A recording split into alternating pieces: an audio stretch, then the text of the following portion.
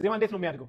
እንዴት ነው አሁን ከተለመደ አዛዘ አንዳንድ ጊዜ በአይምሯችሁ ያለው ዜማ ልጽፉ ስታስቡ በአይምሯችሁ ያለው በጣም አለ። ከዛ ልጽፉ ስትሉ ይሆንች ዜማ ስናነሳ የኛ መዝሙር በተለይ የፕሮቴስታንቱ መዝሙር በፊት የነበሩ የመዝሙር ታይፖች በህብረት የሚዘመሩ የኳየር ታይፖች መዝሙር ታውቃቸዋላችሁ አይደል? የኳየር መዝሙሮች ምን አይነት ናቸው? ታይፓቸው መጀመሪያ የሆነች አዝማች ትኖራለች። ከዛ በኋላ 10 ሊሆን ይችላል። ከዛ በኋላ ለቁጥር 7 አይደለም ብቻ እንደ ዘማሪው አጻጻፍ አዝማቿ አንድ ዜማ አላት። የቀሩት ዜማቸው ተመሳሳይ ነው ማለት ነው። ተመሳሳይ ነው። ያን አይል ዳይናሚክስ የምንለው ነገር አናገኝበትም። ዳይናሚክስ ባለፈው ስለ ዳይናሚክስ ኮንትሮል ስናወራ አንዱ ቴክኒክ ነው ብለናል። እንደሱ ግን አይደለም ይሄኛው። ዳይናሚክስ ኮንትሮል የምንለው አንድ መስመር ይሄ ነው ዳይናሚክስ ኮንትሮል። በመዝሙር አጻጻፍ ዜማ ውስጥ ግን ስለ ዳይናሚክስ ስናወራ በአዝማቹና በቁጥሩ መካከል ስላለው ዳይናሚክስ ነው የምናወራው ማለት ነው።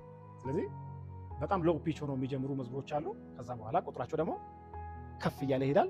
አሁንም ደግሞ ሌላ አይነት ዜማ ደግሞ አላቸው። ስለዚህ የሆነ መዝሙር እየዘመራችሁ የምትጓጉት ሁለተኛውን እስክትሉ ነው። ቁጥሩን ሃይ ፒች ያለውን ፓርት እስክትሉ የምትጓጉለት አይነት መዝሙር የለም። ለምሳሌ ይሄኛው መዝሙር ራሱ እግዚአብሔር ሆይ እንዳንተ ያለ ማንም የለም። ይሄንን በለውሳስ እያላችሁ አንተ ታላቅ ነህ፣ ከፍ ያለ ነው፣ ስዊቱን ከፍ ያለ ነው ማለት ነው። ስለዚህ ዳይናሚክሱ መጠበቅ እንደዛ እና በተቻለ መጠን ደግሞ በቁጥሮች መካከል ያለውን ዜማ ማላየት ጥሩ አይ ሚን ጥሩ ነው። ህግ አይደለም። እሺ ጋይስ፣ ስለ ህግ አይደለም ማውራችሁ። ከራሴ ከተነሳው የራሴ ምሳሌ መዝሙር ምለው እንደሱ አይደለም የተለቀቀው መዝሙር። ምናልባት ከሰማችሁት አንድ አዝማችና 3 ቁጥሮች አሉት። 3 ቁጥሮች ሃይ ፒቻቸው እየጨመረ መሄድ የተለያዩ ዜማዎች አሏቸው። የተለያዩ ዜማዎች የመጀመሪያው እንደ ሰው አይደለም፣ ይሄ የመዝሙሩ አስማቹ ነው።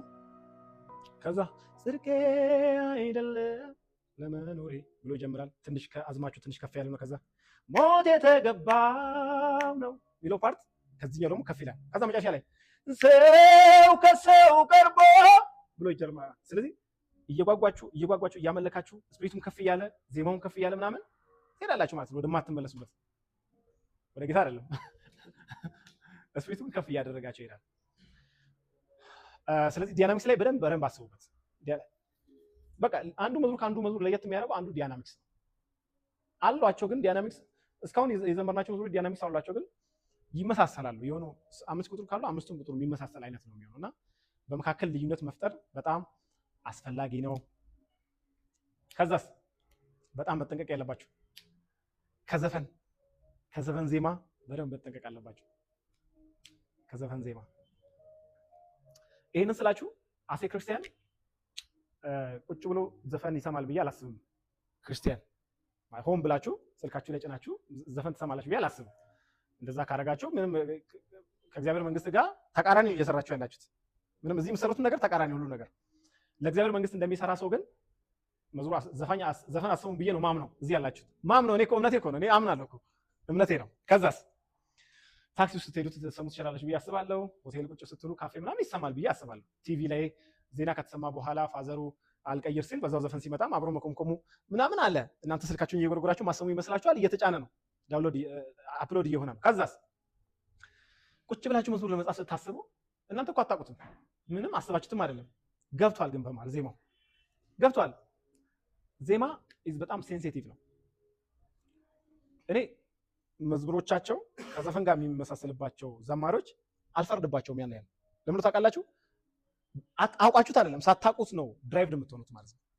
ለዛ ነው መጽሐፍ ቅዱስ ከምትሰሙትና ከምታዩት ነገር ተጠንቀቁ የሚለን ማለት ነው። መቼ ያ ነገር ህይወት ዘርቶባችሁ ፊት ለፊት እንደሚመጣ መቼ ስለማታውቁ የሚሻለው ምንድን ነው? አለመስማት ነው። ከዛ ነገር ቶሎ ኢግኖር ማድረግ በጣም አስፈላጊ ነው። በፊት ልክ ዘፈን ሲከፈት ቀይሮ ምናምን እንላለን።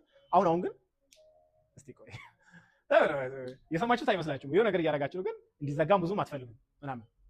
ያ እየተጫነባችሁ ነው ማለት ነው። ስለ መዝሙር ስታስቡ ሁል ጊዜ ስለ መዝሙር ስለ ዜማ ስታስቡ ሰይጣን ትኩረት ያደረገበት በጣም ሴንሲቲቭ ቦታ እንደሆነ አስቡ። እሺ ሁሌ ለዛ ነው ዘማሪዎች ላይ ምናምን ውጋ የሚበዛው። ሰይጣን በተቻለው መጠን ዘማሪዎችን አታክ ማድረግ ይፈልጋል፣ በላይፋቸው አታክ ማድረግ ይፈልጋል። ለምን? ሰይጣንም ዘማሪ ነበር አይደል ጊዜ ያ ዋና ለእግዚአብሔር በሱ በኩል አልፎ ነው ምስጋና የሚሄደው ራሱ ከመላክ ተቀብሎ ማለት ከዛ ቦታ ነው ከዛ ፖዚሽን ነው የተጣለው። ስለዚህ የሱን ፖዚሽን ነው እናንተ እየሰራችሁ ያላችሁት። ገብቷችኋል አይደል? የሱ ፖዚሽን ነው። ከእግዚአብሔር ሕዝብ ፊት ቆም ብላችሁ ከሕዝቡ ጋር ምስጋና ለእግዚአብሔር የምታደርሱ የአዲስ ኪዳን ካህናት ሆናችኋል። ስለዚህ ሰይጣን በተቻለው መጠን ለመበረዝ ነው የሚሞክረው ማለት ነው። የሆነ ከሆነ ከዓለም ምናምን ያመጣና ይበርዟል። ስለዚህ መስዋዕቱን ቦታ ጄኒውን እንዳይሆን እውነተኛ እንዳይሆን ፌክ እንዲሆን ያደርገዋል ማለት ነው። አሁን ታክሲ ተሳፋሪዎች ናችሁ በብዛት እዚህ ያላችሁ። እኔ ማን መኪና እንዳለው አላውቅም። እዚህ ውስጥ ታክሲ ተሳፋሪዎች ናችሁ። ታክሲ ውስጥ ደግሞ ተፈለጋችሁም አልፈለጋችሁም አንዳንድ ጊዜ አልፎ አልፎ መዝሙር ይከፈታል። ደስ ይለኛል ነው ሲከፈት። አለዛ ዘፈን ነው የሚከፈተው። ዘፈን አለመስማት አትችሉም። እንዲህ ብላችሁ ምናምን ማመናፈስም አያስፈልግም። ዩ ሃቭ ቱ ግን መዝሙር ከጻፋችሁ በኋላ ሳንሱር ወደሚያደርግላችሁ ሰው መዝሙር መውሰድ አስፈላጊ ነው። እኔ ሁለተኛ መዝሙር አሁን ልሰራ እያሰብኩ ነው እና መዝሙር ምንድነው ማድረገው? በቅርብ ወደ ጌታ የመጡ ሰዎች አሉ። የዘፈኑን ዓለም በአተራምሰው የመጡ ማለት ነው። እነሱ ጋር ነው ማድረስ። ስማው ይሄ ከምታውቀው ከዛኛው ዓለም ዘፈን ጋር ይመሳሰላል ወይ? ሃቭ ቱ ቼክ። የለም ነፃ ሰላም። ከዛ አንድ ሰው ጋርም ቼክ አደርጋለሁ የለም። ከዛስ ሁለተኛ ጥንቃቄ ማድረግ ያለባቸው ከዘማሪዎች ጋር ደግሞ እርስ በርስ ደግሞ የሚመሳሰል ደግሞ ወደ ጎንዮሽ ደግሞ አለ እዚሁ ማለት ነው። ከኔ መዝሙር ጋር የሚመሳሰል ሊኖር ይችላል። እሱም ደግሞ ጥንቃቄ ያስፈልጋል። ሳታውቁት መዝሙር ወዳችሁት በጣም ስለምታከብሩ ሰውየውን ዜማ ሊመሳሰልባችሁ ይችላል። ስለዚህ መዝሙር ከጻፋችሁ በኋላ አንድም ከዓለሙ ጋር ቼክ ማድረግ፣ ሁለትስ ካሉት ከዘማሪዎች ጋር ቼክ ማድረግ በጣም አስፈላጊ ነው ማለት ነው። ዜማም ስቲል በጣም ሲምፕል መሆን አለበት። ዜማ መወሳሰብ የለበትም እንደ ግጥሙ ማለት ነው። የምትንቀውን አይነትም አይደለም ግን ደግሞ እንትንም አይደለም ኮምፕሊኬትድ ሆኖ ሰው ማይዘምረው አይነትም አይደለም። ስለዚህ እነዚህ ባላንስ ማድረግ አለበት ማለት ነው። በቃ ህዝቡን ላስደምም ብላችሁ ከቃላት ግብዳ ከዜማ በጣም ውስብስብ መርጣችሁ ወደ ህዝብ ብታቀርቡ ይሰማችኋል። መልእክቱን ሰምቶ አንዴ ሰምታችሁ ቁጭ ትላላችሁ ማለት ነው። ሰው እንዲዘምረው ከገጠር ከተማ እየተዘመረ ሰዎቹ እንዲጽናኑበት ኢዚ መዝሙር ያስፈልጋል ማለት ነው። የድሮቹ መዝሙሮች እስካሁን ውስጣችን ያሉ ብዙ ሰዎች ቶሎ የሚለምዱት ኢዚ ስለሆኑ ነው። ከዙ ትንሽ ሞዲፋይ የምናደርገው ሙዚቃ አካባቢ ያለው ነገር ሞዲፋይ አድርገን ነው ለህዝቡ የምናቀርበው ማለት ነው። ገቢቶ ስለዚህ ዜማ እንዴት ነው የሚያድገው? እንዴት ነው አሁን ከተለመደ አዛዘ አንዳንድ ጊዜ በአይምሯችሁ ያለው ዜማ ልጽፉ ስታስቡ በአይምሯችሁ ያለው በጣም አለ። ከዛ ልጽፉ ስትሉ በጣም የተለመደ ራሳችሁ የምታገኙት የሆነ የተለመደ የሆነ ታይፕ አለ ቁጭ ታደርጋላችሁ። ስለዚህ እሱ ከየት ነው የሚመጣው? ምን ሰራቸው ዶ ሬ ሚ ፋ ሶ ላ ሲ ዶ እያንዳንዱ ከዚህ አይወጣም መዝሙር ነገራችሁ ያለ ባለፈው ምጽፉት መዝሙር ከዚህ አይወጣም። ስለዚህ እያንዳንዱ ኪ ላይ በደንብ ራሳችሁን እያጎለበታችሁ ጆሮአችሁ እየለመደ ስንለው ዶ ሬ ሚ ፋ እያለን ስንሄድ ሳታውቁት እኮ ነው የምላችሁ በጣም አስገራሚ የሆነ ዜማ ታወጣላችሁ ሳታውቁት። እና ሌሎቹ ይቀልባችኋል። ኢቭን እንደዚህ የተለመዱ እንትኖች በቃ ምናምን ትላላችሁ ጆሮአችሁ ከለመደ ማለት ሌላ ነገር አይጥማችሁ። ስለዚህ ጆሮአችሁን ትሬን እያደረጋችሁ ስትመጡ ዜማ እያደገ አብሮ ይመጣል ማለት ነው። ከዚህ ከወጣችሁም በኋላ ከፍ ያሉ መዝሙሮችን ስሙ። ዘማሪ ባላንስ ማድረግ አለበት ብያቸዋለሁ። የድሮዎችን ትሰማላችሁ። ከዛ ደግሞ አሁን ላይ እየተሰሩ ያሉት በደንብ በተለይ ሙዚቃ በደንብ የሚችሉ ሰዎች የሚሰሩትን መዝሙሮች በደንብ መስማት አለባችሁ።